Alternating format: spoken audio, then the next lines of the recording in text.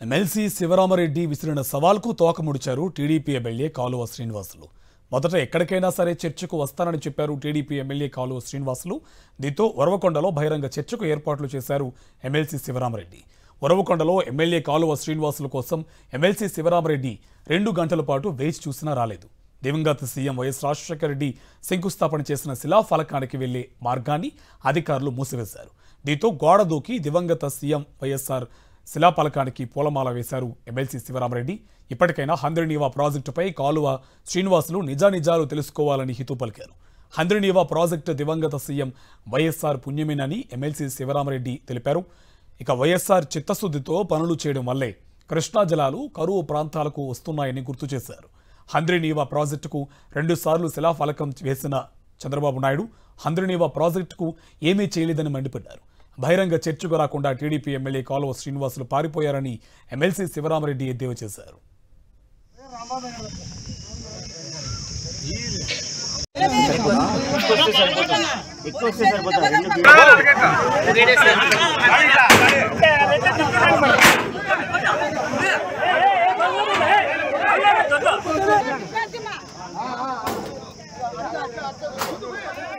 ఎత్తుకోండి అన్న ఎత్తుకోండి.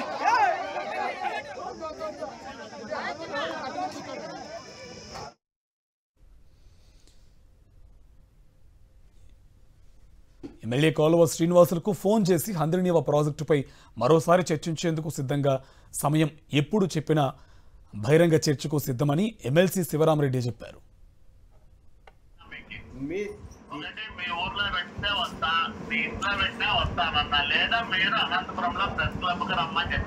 నేనేం చెప్పినా నేను ఉరవకొండ నియోజకవర్గం మీరు కాదు తగ్గి నేను చెప్పండి. నేను ఉరవకొండ నియోజకవర్గం అని చెప్పిందే లేదు.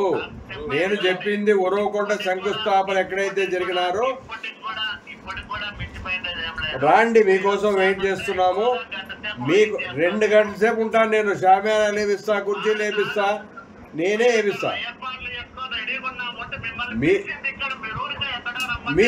మీరు పిలిచింది కాదు, నేను మొదటి నుంచి చెప్తున్నా శంకుస్థాపన ఎక్కడ జరిగిందో కాదు. మీరెక్కడికి చెప్తే అక్కడ వస్తా అన్నారు. నేను మొదటి నుంచి శంకుస్థాపనలు ఇక్కడే చేశారు, ఆడే చేస్తామని చెప్పిన. శిలాఫలకాలు ఉన్న దగ్గరే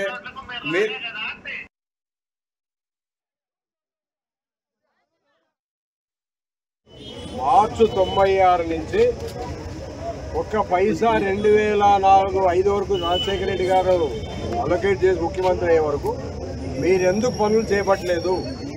ఈ 10 సంవత్సరాలు గ్యాప్ ఎందుకు వచ్చింది? 8 సంవత్సరాలు. మరి ఇదంతా వాస్తవం కదా, మేము చెప్పేది కాదు. ఇలా శిలాఫలకాల దగ్గర అయితే ఈ వాస్తవాలన్నీ రాష్ట్ర ప్రజానీకానికి తెలుస్తున్న ఉద్దేశంతోనే ఈరోజు కాలువ శ్రీనివాస్ గారు మభ్యపెట్టడానికి జీడిపల్లికి పోవడం జరిగిందే తప్ప వేరే ఏమి కాదన్న విషయం ప్రజలకు స్పష్టంగా అర్థమవుతుంది. ఎట్టి పరిస్థితుల్లోనూ శ్రీనివాసులు గారికి చిత్తశుద్ధి ఉంటే ఇంకా కొద్ది కాలంకైనా ఇక్కడే పెట్టాల్సిందిగా నేను డిమాండ్ చేస్తున్నా. ఆయన ఎప్పుడు పెట్టినా నేను రావడానికి రెడీగా ఉన్నా.